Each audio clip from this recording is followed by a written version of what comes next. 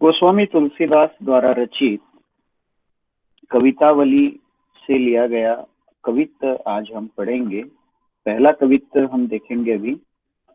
तुलसीदास के संदर्भ में कल हमने परिचय जाना था और कुछ बातें उसके संदर्भ में और मैं आपको बताना चाहूंगा कि जैसे तुलसीदास जो है जन्म लेने के बाद ही माता पिता ने उनको त्याग दिया था और ऐसा माना जाता है कि नरहरि सुनार के यहाँ वो बड़े हुए और इसलिए बचपन से जो है प्रेम उनको नहीं मिल पाया। प्रेम का अभाव उनके जीवन में रहा और इस कारण आगे चलकर जब उनका विवाह हुआ उनका रत्नावली से। तो रत्नावली से वो बहुत स्नेह करते थे, प्रेम करते थे। स्वाभाविक है कि जिनके जीवन में प्रेम का कोई अंश नहीं था और जब कोई अपना चाहने वाला जीवन में हो तो उसकी तीव्रता अधिक होना स्वाभाविक था। राम की भक्ति वो करते ही थे लेकिन उतना समर्पण भाव उसमें नहीं था। तो एक बार ऐसा हुआ कि रत्नावली मायके चली गई और तुलसीदास जो है उनके विरह में रह नहीं पाए और उनके पीछे पीछे मायके चले गए। और उस समय की सामाजिक परंपराओं के अनुसार रत्नावली को ये बात जो है बड़ी लज्जास्पद लगी कि उसके पीछे पीछे उसके पति चले आए उनके ससुराल, एक तरह से उसके मायके। तो आज भले ये स्वाभाविक बात है, सामान्य बात है, आना जाना हो जाता है, होता रहता है, लेकिन उस समय जो सामाजिक स्थितियां थी उसके अनुसार एक लड़की होने के नाते रत्नावली को बड़ा ये लज्जास्पद लगता है और वो धिक्कार करते हुए अपने पति से अर्थात तुलसीदास से कहती है कि क्यों इस तरह से आप मेरे पीछे चले आए हो। और एक कविता में वो कहती है कि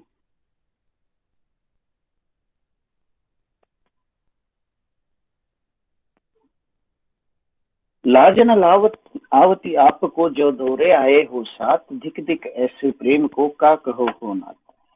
गोस्वामी तुलसीदास से रत्नावली कह रही थी कि आपको जो है थोड़ी सी भी लज्जा महसूस नहीं हुई कि मेरे साथ आप दौड़ कर चले आए। मैं आपके इस प्रेम का धिक्कार करती हूँ। अस्थि चर्म में देह ममता में ऐसी प्रीति, जैसी श्री राम में होती न तो भोगी।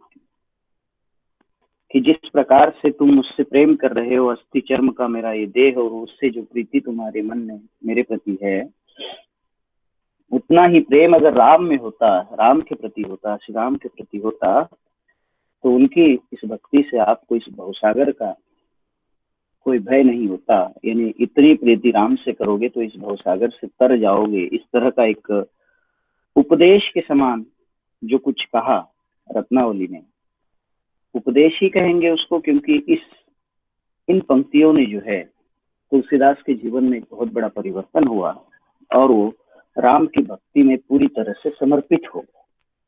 और आगे चलकर उनकी सारी रचनाएं हमारे समक्ष है ही। रामचरितमानस की रचना उन्होंने की। राम के प्रति समर्पण भाव से भक्ति उनकी वहां से और अधिक तीव्र होती गई।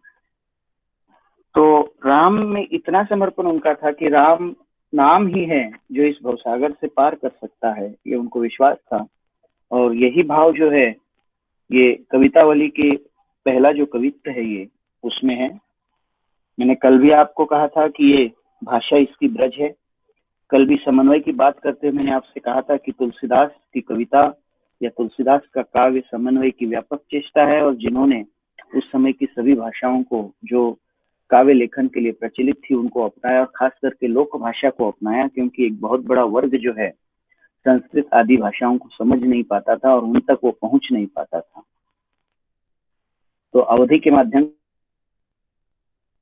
आम जनता तक राम की कथा जो है पहुंचाई और अवधि और ब्रज दोनों भाषाओं को काव्य लेखन के लिए उन्होंने अपनाया।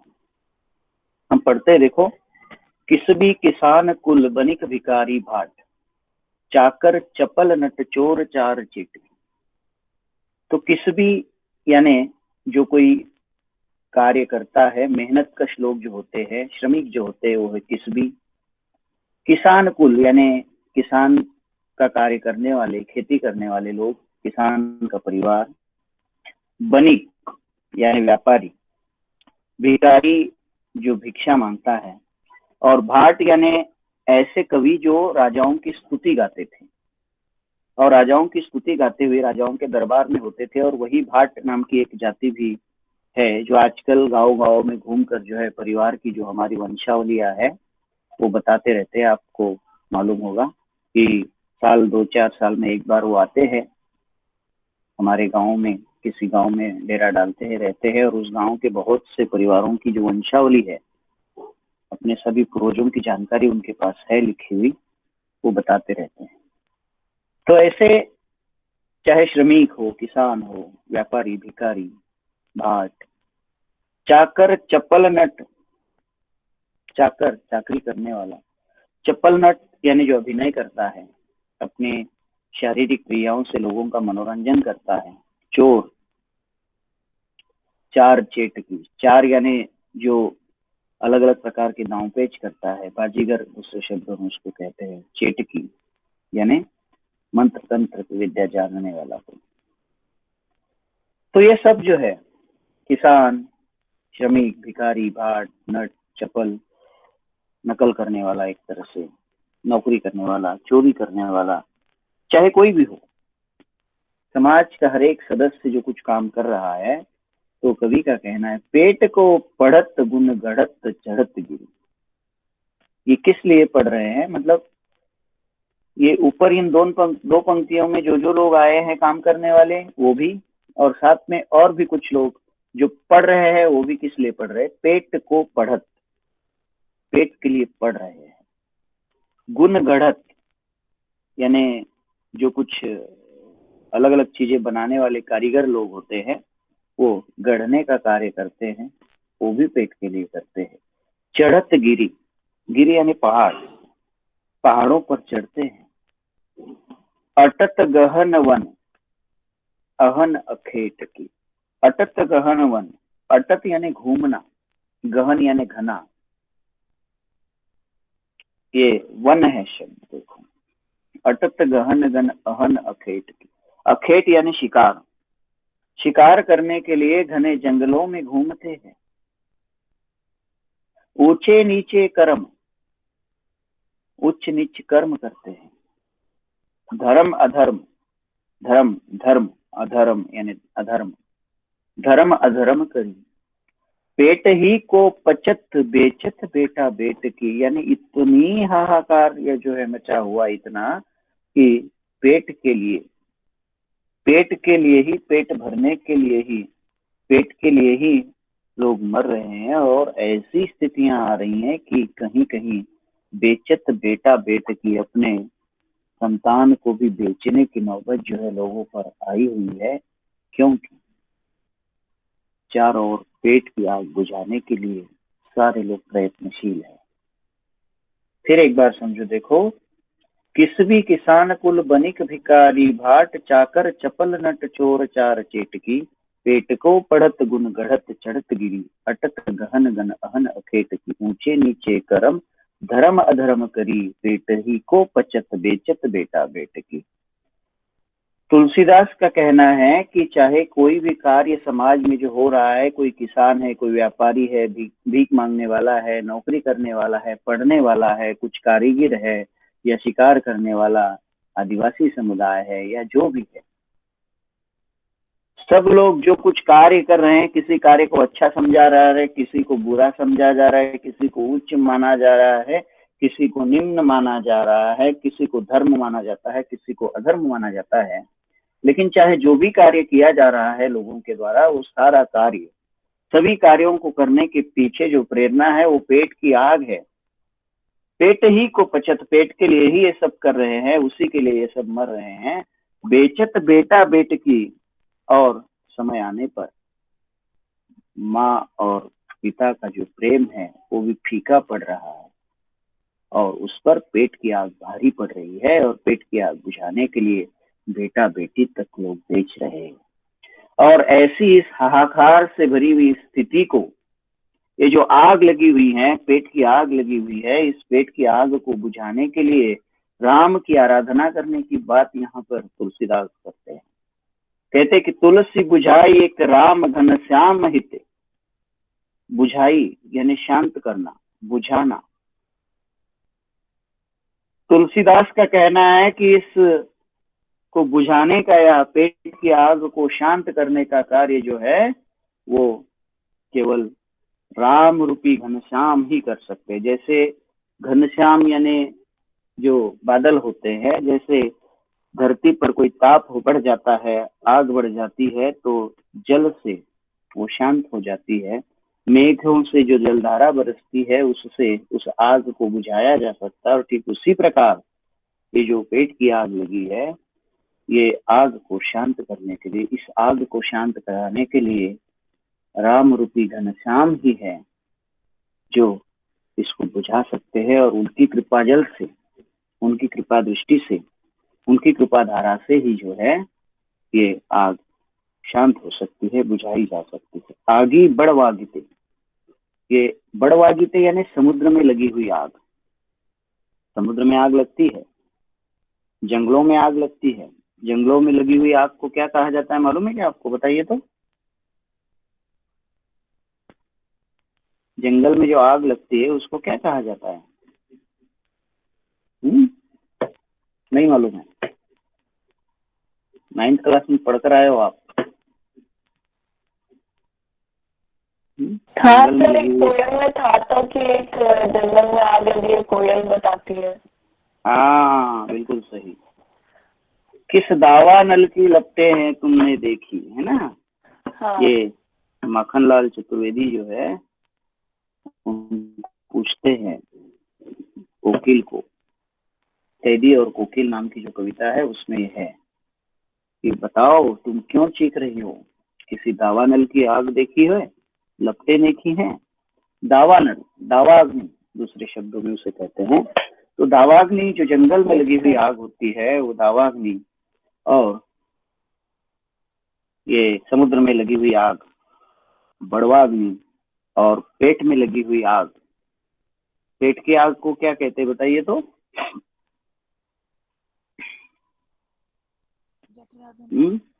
जठराग्नि, बिल्कुल सही। क्योंकि जो तो क्या कहते हैं आप अंग्रेजी में जठर को? आप बायोलॉजी तो अंग्रेजी में पढ़ते हो, हम लोग तो हिंदी मराठी में पढ़े हैं। जठर को क्या कहते हैं? जहां पर ये आग जो है हमारे अन्न को पचाने के लिए जठर में जो एक तरह से ये होती है, देखो ताप बढ़ता जाता है। नहीं मालूम? ठीक, कोई बात नहीं, आप ढूंढना और मुझे बताना कि जठर को अंग्रेजी में क्या कहा जाता है, मैं नहीं बताऊंगा। ओके, ठीक है। तो जठराग्नि, दावाग्नि और बड़वाग्नि ये जो आग है, तो लोग इस तरह से प्रचलित है कि भाई एक बार समुद्र में लगी हुई आग है वो भी सहन हो जाती है, जंगल में लगी आग के से भी कोई नुकसान नहीं होता, वो भी सहन हो जाती है, लेकिन जठराग्नि को सहन करना बड़ा मुश्किल हो जाता है। और ये जठराग्नि जो है व्यक्ति से क्या न कराए, पेट जो है व्यक्ति से क्या न कराए। हाँ बेटा बोलो, मुझे समझ में नहीं आ रहा है, आप ठीक से बोलो। सर जठराग्नि को इंग्लिश में गैस्ट्रिक्स कहते हैं। नहीं, गैस्ट्रिक नहीं। ठीक है, हम बात करेंगे उस पर बाद में, आप ढूंढ के रखना। जठर को क्या कहते हैं? जठराग्नि छोड़ दो, जठर जो एक अवयव है हमारा शरीर का, उसको क्या कहते हैं वो सोचना, बाद में बात करेंगे। फिलहाल कहने का तात्पर्य कि लोक में जो कहावतें प्रचलित है कि पेट की आग जो है समुद्र में लगी हुई आग और जंगल में लगी हुई आग से भी भयानक है, और इसी लोक प्रचलित कहावत को एक तरह से अपनी कविता में लोकमानस को प्रदर्शित करते हुए उस कहावत का बड़ी चतुराई के साथ यहाँ तुलसीदास प्रयोग करते और कहते हैं कि समुद्र में लगी हुई आग से भी बढ़कर जो आग है पेट की आग, और इस आग को बुझाने के लिए केवल और केवल एक ही सहारा है, और वो है तुलसीदास का कहना है कि वो केवल और केवल राम का नाम है। यानी राम की कृपा से ही ये सब कुछ सही हो सकता है। राम रूपी घनश्याम, राम रूपी बादल, राम रूपी मेघ जो है उनकी कृपा होगी, उससे जलधारा जो बरसेगी, कृपा धारा जो बरसेगी, उसी से इस आग को जो है शांत किया जा सकता है। ठीक है, अब ये जो कविता हमने पढ़ा, इसके अर्थ की दृष्टि से आपको कोई समस्या है तो बता दो 2 मिनट में, फिर हम आगे बढ़ते हैं। इसमें कोई समस्या लग रही है आपको? फिर थोड़ी सी काव्य सौंदर्य की बात करते हैं, फिर हम आगे बढ़ेंगे। माइक किसी का ऑन है, बंद कर दो बेटा। आपको बताना है तो आप चैट बॉक्स में बता सकते हैं, बताइए। कोई समस्या है किसी को?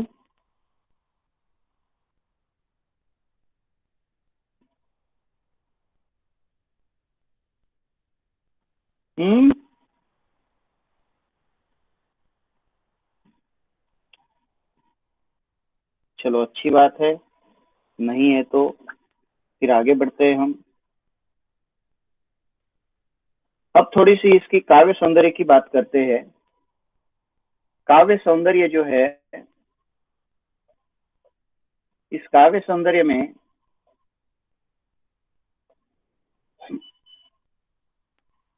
कल भी हमने बात की थी कि किस भी किसान कुल अनुप्रास अलंकार है, बनिक भिकारी जहां वर्णों की आवृत्ति हो रही है, हम अनुप्रास अलंकार वहां लिख सकते हैं और लिखेंगे। ठीक है, उसके बाद जो है आगे बढ़ेंगे। राम घनश्याम, राम घनश्याम में कल भी बात हमने की थी कि राम रूपी घनश्याम अर्थात रूपक अलंकार है। और अंतिम पंक्ति जो है देखो, आगी बढ़ वागिते बड़ी है आगी पेट की, इसमें जो है अतिशयोक्ति अलंकार है। इन दोनों पंक्तियों की अगर बात करें कि तुलसी बुझाई एक राम घनश्याम हिते आगी बढ़ वागिते बड़ी है आगी पेट की, अतिशयोक्ति अलंकार इसमें कहा जा सकता है, आप लिख सकते हैं। क्यों? क्योंकि राम की कृपा दृष्टि जो है उसकी महत्ता को बताने के लिए इस प्रकार का वर्णन कवि ने यहाँ पर किया हुआ है। राम की कृपा दृष्टि का जो कृपा प्रसाद है उसी से आग शांत हो सकती है, ये यहाँ पर आप कह सकते हैं। दूसरी बात, लोक में प्रचलित कहावतों का भी बड़ा चतुराई के साथ प्रयोग जो है यहाँ पर तुलसीदास ने किया है। रस की बात करें, शांत रस यहाँ पर है, और भाषा कविता की जो है ब्रज भाषा है। ठीक है, आगे कौन सा रस सर? शांत रस। ठीक है, आगे बढ़ेंगे। अब अगला है, देखो दिख रही है स्क्रीन आपको? Yes sir. अब यहाँ ये जो हम पढ़ रहे हैं, इसमें ये जो पहली 4 पंक्तियां है, ये कई सारे विद्वानों का मानना है कि तुलसीदास जो है भविष्य के दृष्टा थे, और उन्होंने आज कलिकाल है, कलयुग है, इस कलयुग का वर्णन इन 4 पंक्तियों में किया है। लेकिन जरूरी नहीं कि वही बात है, और विद्वानों ने अपने अपनी ओर से बात की है। और आमतौर पर ये कहा जाए कि ये जो वर्णन है यहाँ इन पंक्तियों में आया हुआ, ये तुलसीदास ने अपने समय का वर्णन किया हुआ है कि उस समय की जो स्थितियां थी। ये बात अलग है कि उसी प्रकार की स्थितियां कलयुग में कहीं समान परिप्रेक्ष्य में नजर आ रही है, तो कुछ विद्वान इस तरह से कहते हैं कि उन्होंने भविष्य की बात की है। लेकिन सामान्य तौर पर तुलसीदास की ये युगीन परिस्थितियां हैं जो यहाँ पर व्यक्त करते हैं, और इन स्थितियों से भी निजात पाने के लिए, उनसे मुक्त होने के लिए वो राम रूपी नाम का जो है सहारा बताते हैं कि राम ही है जो इन सब से हमें दूर करा सकते, मतलब इससे बचा सकते हैं, इन हमारी कठिन स्थितियों को जो है वो दूर कर सकते हैं। खेती न किसान को, भिकारी को न भीख, यानी किसान जो खेती करना चाहता है लेकिन खेती उसको नहीं है, भिकारी भीख मांगना चाहता है लेकिन भीख देने वाला कोई नहीं है, बनिक को न बनिज, बनिक यानी व्यापारी, और व्यापारी को जो है व्यापार करने के लिए व्यापार उपलब्ध नहीं है, उसका व्यापार ठीक से नहीं चल पा रहा है। अब ऐसी स्थिति में जीविका विहीन लोग, न चाकर को चाकरी, कोई नौकरी करना चाहता है, नौकरी नहीं है, बेरोजगारी जैसे आज की स्थिति है। खेती ने किसान को खेती नहीं है, खेत करने के लिए, कार्य करने के लिए। भिखारी पेट पालने के लिए भीख मांग रहा है, लेकिन भीख उसको नहीं मिल रही है। वणिक व्यापार करना चाहता है, व्यापार नहीं है। जीविका विहीन लोग, जीविका विहीन, जीविका यानी जीवन जीने का साधन, जो जीवन जीने के साधन से विहीन यानी उसके अभाव में, जिनके पास जीवन जीने का साधन ही नहीं है, ऐसे लोग सिद्धमान सोचवश, सद्य स्थिति में केवल क्या कर रहे हैं, सोच रहे हैं।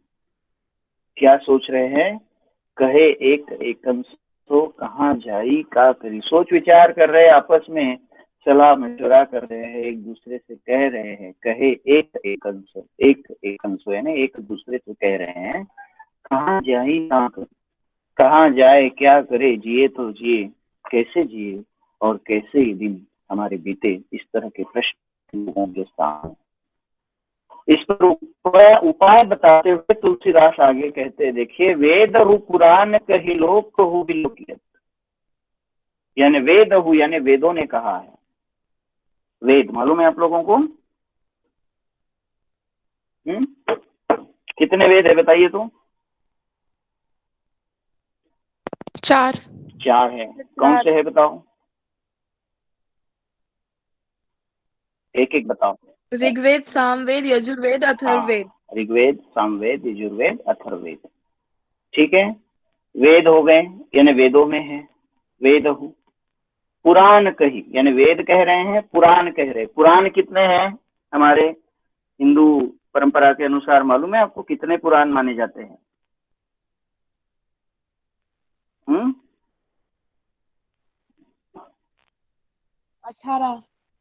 18 पुराण माने जाते हैं, बिल्कुल सही है ना।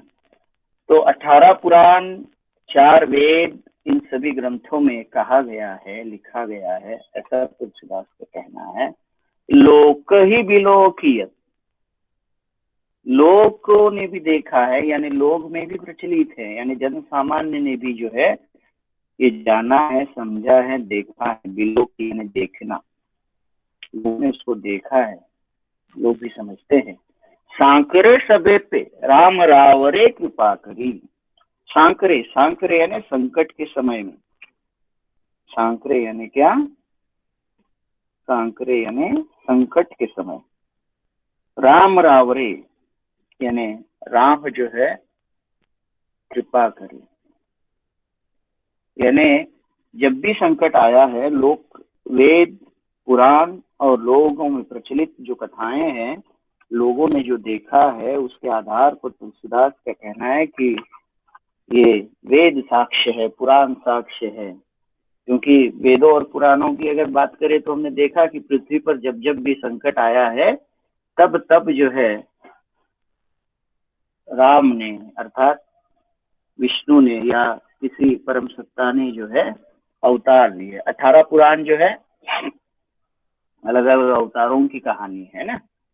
कृष्ण ने भी कहा है महाभारत में, यदा यदा ही धर्मस्य ग्लानिर्भवति भारतम अभ्युत्थानम धर्मस्य संभवामि युगे युगे, है ना, कि जब जब भी कोई संकट आता है धर्म पर मतलब जहां पर जो अच्छाई है जीवन में, जिसके सहारे लोग जी रहे हैं, और जब जब लोगों के जीवन पर संकट आता है, तब तब मैं इस धर्म की स्थापना के लिए और लोगों के जीवन का उद्धार करने के लिए इस धरती पर अवतार लेता हूँ। तो वही उन्हीं सिद्धांतों को कहते हुए आगे तुलसीदास कह रहे हैं कि वेद पुराण और लोगों में ये जो है कि संकट जब जब भी आया है सब पे, तो सभी पर जो है राम कृपा करते हैं, राम की कृपा होती है, और राम की कृपा से सारे संकट दूर हो जाते। राम के प्रति जो अगाध श्रद्धा है वो यहाँ पर प्रकट होती है कि उनको सभी संकटों में राम नाम का ही सहारा है, और राम नाम ही उनको सारे मर्ज की दवा एक तरह से लगती है। उनको लगता है कि राम में ऐसी शक्ति है, राम नाम में ऐसी शक्ति है कि सब कुछ दुख दर्द जो है वो दूर कर सकते हैं। अब यहाँ पर उदाहरण देते देखिए तुलसीदास, कैसे किस प्रकार राम हमारा संकट दूर करेंगे। देखिए, दारिद दसानन दबाई दून दीन बंधु, दारिद दशानन, दारिद यानी दारिद्र्य। दारिद्र्य का मतलब क्या है, समझते हो? दारिद्र्य, दारिद्र्य शब्द नहीं मालूम आपको?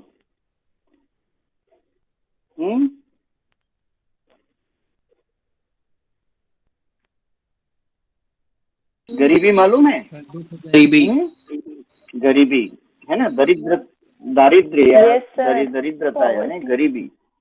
और दशानन, दशानन किसे कहा गया है? दशानन किसे कहते हैं हम? रावण को। रावण, रावण। दश है आनंद दश हो जिसके, वह रावण है ना। यानी रावण। तो हाँ, दरिद्र दशानन दबाई दूनी दीन बंधु, कि दरिद्रता रूपी दशानन कौन सा अलंकार है इसमें बताओ? उपमा। गलत। सर द्वंद्व। दरिद्रता रूपी दशानन, बोलो। सर द्वंद्व। रूपक अलंकार है बेटा, है ना, करेक्ट। दरिद्र दशानन दबाई दूनी दीन बंधु, कि दरिद्रता रूपी दशानन ने सभी को जो दबा कर रखा है, दबोच कर रखा है। हे दीन बंधु, दीन बंधु राम को कहते हैं कि दीन यानी गरीब, और गरीबों के दाता, गरीबों के कृपा विधान, कृपा निधान, गरीबों के दीन बंधु। दुरित दहन देख तुलसी हा हा करी। दुरित दहन, दुरित यानी पाप, और पापों का दहन जो है करना चाहिए, ये पापों का दहन अब होना चाहिए। जैसे रावण का दहन हुआ है, यहाँ पर ये उदाहरण देना चाहते हैं, यहाँ पर दरिद्र दशानन दबाई दूनी दीन बंधु, जैसे रावण का वध राम ने किया है और राम राज्य सामने आया, और रावण का वध करके एक तरह से बुरे कर्मों का संहार जो है राम ने किया, ठीक उसी प्रकार दरिद्रता रूपी दशानन का वध करने के लिए राम का नाम, और राम ही जो है इसको खत्म कर सकते हैं, इसको मिटा सकते हैं, इससे हमारा उद्धार कर सकते हैं। यहाँ जैसे दशानन को मार दिया, तो यहाँ भी एक गरीबी जो है एक दशानन की तरह हमारे आसपास जो है, इस दरिद्रता रूपी दशानन को, इसका वध करने के लिए, इसको हराने के लिए हमें राम की आराधना करनी होगी। राम ही हमारे बंधु है जो हमें इस उद्धार कर सकते। दीन बंधु राम के लिए विशेषण का प्रयोग है यहाँ पर।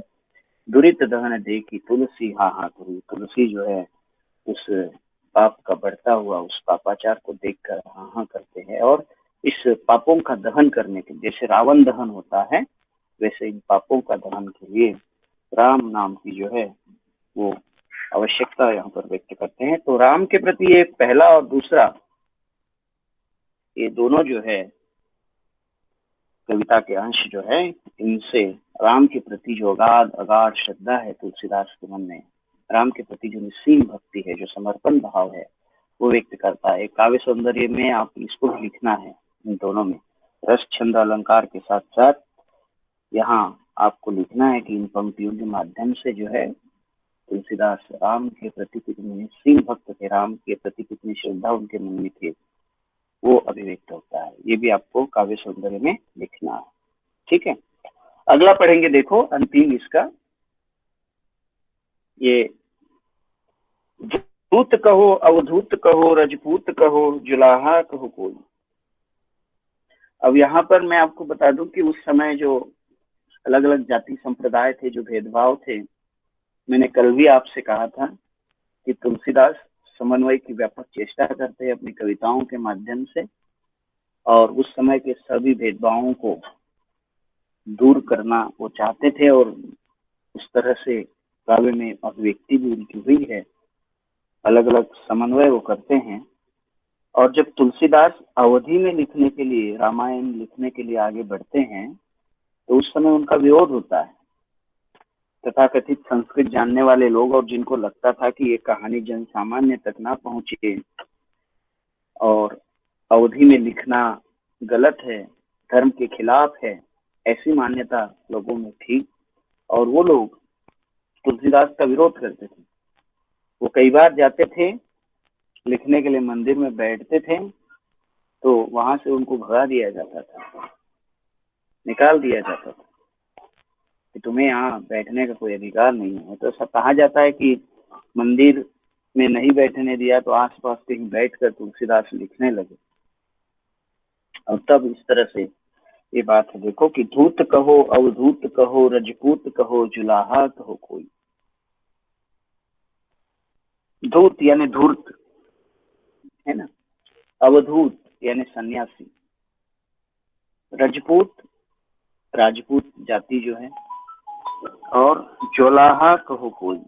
जुलाहा यानी बुनकर, कबीर की जाति थी बुनकर। जुलाहा के घर में कबीर बड़े हुए थे, मालूम है आपको? जुलाहा दंपति के घर में कबीर बड़े हुए थे। तो यहाँ पर ये जातिवाचक उल्लेख है। देखिए कि कोई धूर्त कहो, कोई सन्यासी कहो, कोई राजपूत कहो, कोई जुलाहा कहो, और कोई कहो। काहू को बेटी सो बेटा ना ब्याहबो, काहू की जाति बिगाड़ी न सो। आप मुझे कुछ भी कहो, कोई फर्क नहीं पड़ने वाला है, क्योंकि मुझे काहू की बेटी सो बेटा ना ब्याहबो, मुझे किसी की बेटी से मेरे बेटे का ब्याह नहीं कराना है। ध्यान रखो, काहू की बेटी सो यानी किसी की बेटी से बेटा ना ब्याहबो, बेटा ना ब्याहबो। और अगर किसी की बेटी से मेरे बेटे का ब्याह नहीं होगा तो काहू की जाति बिगाड़ी न सो, और मैं किसी की जाति इस तरह से बिगाड़ नहीं रहा हूं। कौन बताएगा यहाँ पर ऐसे जाति बिगाड़ने से तात्पर्य क्या है? उस समय की वही तो सर समझ में नहीं आया। हाँ, ये इसमें ये है कि यहाँ पर देखो, आम धारणा आज भी जो है कि बेटा, जो तुलसीदास जो कहते हैं कि बेटा का ब्याह नहीं कराना है, यहाँ पर बेटी का उल्लेख नहीं करते हो। वो ऐसा नहीं कहते कि मुझे मेरी बेटी का ब्याह किसी के बेटे से करना है, ऐसा नहीं। उनका कहना है कि किसी की बेटी से मेरे बेटे का ब्याह मैं नहीं करूंगा, और इसलिए किसी की जाति भी नहीं बिगड़ेगी। क्योंकि आज भी जो है, जब कोई लड़की उसका विवाह होता है तो उसके पति की जो जाति है वो उसको प्राप्त होती है ना। अब जब अंतर जातीय विवाह की बात होती है तो चाहे लड़की की जाति कोई भी हो, विवाह के पश्चात उसके लिए जाति जो निश्चित हो जाती है एक तरह से उसके परिवार के लिए आगे चलकर, उसकी जाति भले जो उसके पिता की जाति वही मानी जाती है। आज भी आमतौर पर आधिकारिक तौर पर सरकारी कार्यालयों के लिए और सरकारी कामों के लिए उसकी जाति पिता की ही जाति मान्य होती है, लेकिन उनकी जो संतान होती है आगे चलकर, संतान के लिए जो पति की जो जाति होती है वही आगे चलकर मानी जाती है। और सामाजिक मान्यताओं में तो उस तरह से उसी समुदाय का हिस्सा उस लड़की को मान लिया जाता है, क्योंकि उस घर की वो बहू है। तो यहाँ पर जहाँ ऐसी स्थिति होती है कि कोई निम्न जाति की लड़की उच्च जाति में, उच्च और निम्न ऐसी कोई बात वैसे आज नहीं है, लेकिन तत्कालीन समय में थी। तो उस समय में अगर ऐसा होता था कि कोई भी इस तरह से अंतर जातीय विवाह होने पर कि उच्च जाति की लड़की अगर निम्न घर में ब्याही जाती थी तो निम्न जाति तो एक तरह से वो उस लड़की की जाति जो है एक तरह से बिगड़ जाती थी। और केवल लड़की ही नहीं, वो लड़की का वो जो परिवार है उसका भी संबंध उस जाति से होने के कारण उसको भी जो है एक हेय दृष्टि से या निम्न दृष्टि से लोग देखते थे। तो ये जो एक विकृति है समाज की, वो भी यहाँ पर एक तरह से सामने लाना चाहते हैं तुलसीदास, और इस माध्यम से भी कहते हैं कि काहू की बेटी सो बेटा ना। ये जो जाति पाति आप कर रहे हो, मुझे कोई क्या कह रहा है, कोई कुछ कह रहा है, कोई कुछ कह रहा है, जो हीन भावना, मतलब उनको जो हेय दृष्टि से देखा जा रहा था। जब वो अवधि में लिखने के लिए रामचरितमानस बैठे थे तो अलग अलग रूप से उनको कहा जाता था, सताया जाता था। तब वो ये कहते कि कुछ भी कहो, धूत कहो, अवधूत कहो, रजपूत कहो, जुलाहा कहो कोई, काहू की बेटी से बेटा ना ब्याहो, मुझे कुछ नहीं करना है, मुझे किसी की बेटी से मेरे बेटे का ब्याह नहीं कराना है, किसी की जाति में बिगाड़ नहीं रहा हूँ। तुलसी सर नाम गुलामू है, राम को तुलसी कौन है? तुलसी ना धूर्त है, ना अवधूत है, ना राजपूत है, ना जुलाहा है, ना और न कुछ। तुलसी सरनाम, सरनाम यानी प्रसिद्ध है, पहचान उसकी प्रसिद्धि किस रूप में है? गुलामों है राम को। तुलसी तो राम का गुलाम है, राम के गुलाम के रूप में मैं सारे संसार में परिचित हूँ। जाको रुचे सो कहे कुछ कोई, जिसको जो अच्छा लगता है वो कहे, लेकिन मैं जानता हूँ कि मैं कौन हूँ और मैं सारे संसार में जाना जाता हूँ किसके रूप में? गुलामों है राम को। मैं राम का गुलाम हूँ, राम का सेवक हूँ, राम का दास हूँ। राम की भक्ति करता हूँ, राम का भक्त हूँ और राम का भक्त होना ही मेरी पहचान है। ये इन जाति पाति के बंधनों में मुझे बंधना नहीं है। और काहे को मतलब जिसको जो अच्छा लगे, जाको रुचे सो कहे कुछ को, कुछ भी कहे कोई, मुझे इससे कोई अंतर नहीं पड़ता। मैं तो राम का सेवक हूँ, राम का दास हूँ। मांगे के खैबो, मांग के खाता हूँ, मस्जिद को सोईबो। मस्जिद यहाँ विद्वानों में मतभेद है कि ये मस्जिद है, यानी इस्लाम जो संप्रदाय में मस्जिद होता है वो है, या कुछ विद्वानों का मानना है कि मंदिर के लिए शब्द प्रयुक्त हुआ है। लेकिन जो भी है, यहाँ पर भी एक तरह से समन्वय का प्रयास उनका है कि मांगे के खाइबो मस्जिद में सोईबो, मांग के खाता हूँ मस्जिद में सोता हूँ, लेबे को एक न देबो को, लेना एक न देना दो। कहावत है ना कि मुझे किसी से कोई लेना देना नहीं है। और इसलिए चाहे आप किसी भी जातिगत नामों से मुझे आप संबोधित करते रहो, कुछ भी जो आपको रुचे वो कहते रहो, जो आपको अच्छा लगे तो मुझे कहिए, लेकिन मैं इन सब में बंधने वाला नहीं हूँ। मेरे बेटे का ब्याह किसी से मुझे कराना नहीं है, ना ही मैं किसी की जाति बिगाड़ रहा हूँ। और शादी ब्याह के लिए जैसे कोई जाति पूछी जाती है, उस तरह के मुझसे जाति पूछने का भी आपका कोई काम नहीं है। तुलसी शर्मा, हाँ बोलो बेटा। बट उनका तो कोई बेटा ही नहीं था ना। हाँ बेटा, बेटा था या नहीं था वो अलग बात है, लेकिन वो एक लोक प्रचलित उदाहरण कह रहे हैं कि मुझे किसी मतलब आमतौर पर जातियों का ज्यादातर जो विचार किया जाता है शादी ब्याह के अवसरों पर किया जाता है, इसलिए वो इस तरह कहते हैं कि बेटा का ब्याह नहीं करना है, मतलब बेटा है या नहीं है या बेटा था ऐसी बात नहीं है। बस वो एक कहना चाहते हैं कि परंपरा जो है कि बेटे का ब्याह होने पर लड़की का जो जाति बदल जाती है, वो संदर्भ यहाँ पर वो देना चाहते हैं।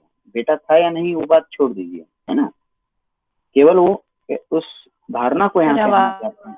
आवाज नहीं आ रही आपकी।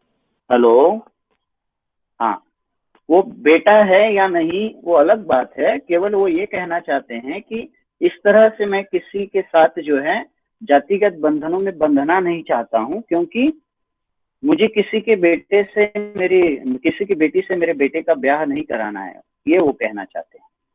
ठीक है, वो केवल उस समय की परंपरा को यहाँ पर दर्शाना चाहते हैं।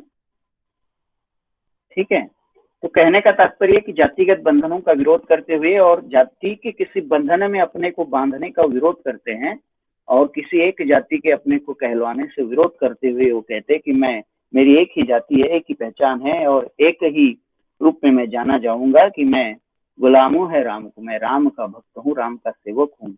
राम के प्रति समर्पण भाव यहाँ भी उनका व्यक्त होता है, और राम के सेवक के रूप में ही मैं जाना जाता हूँ। मांग के खाता हूँ, मस्जिद में सोता हूँ, मुझसे किसी से कोई लेना देना नहीं है।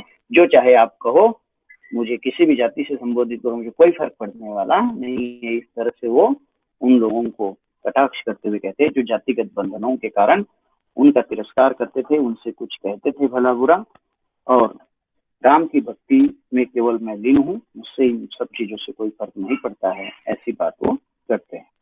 ठीक है, अब ये तीन जो कल भी हमने पढ़ लिए थे, इनमें कोई आपको कुछ कठिनाई लगती है तो बताइए।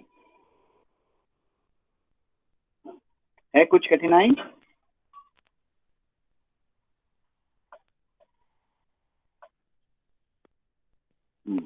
नहीं है तो अगर नहीं है तो हम रुकते हैं बेटा, आज हम यहाँ पर रुकते हैं। कल जो कालांश होगा उसमें हम अगला जो हिस्सा है इस कविता का, जो रामचरितमानस से लिया गया है, लक्ष्मण मूर्छा और राम का विलाप, उसको हम कल पढ़ेंगे। आप लोग उस कविता को पढ़ के रखो, लक्ष्मण मूर्छा और राम का विलाप।